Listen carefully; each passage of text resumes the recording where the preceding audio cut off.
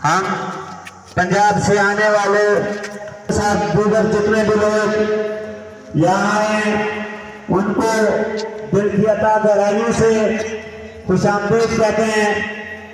एहलियान किला, एहलियान security और एहलियान आजाद कश्मीर की तरफ से उनको खुशामदीद कहते हैं।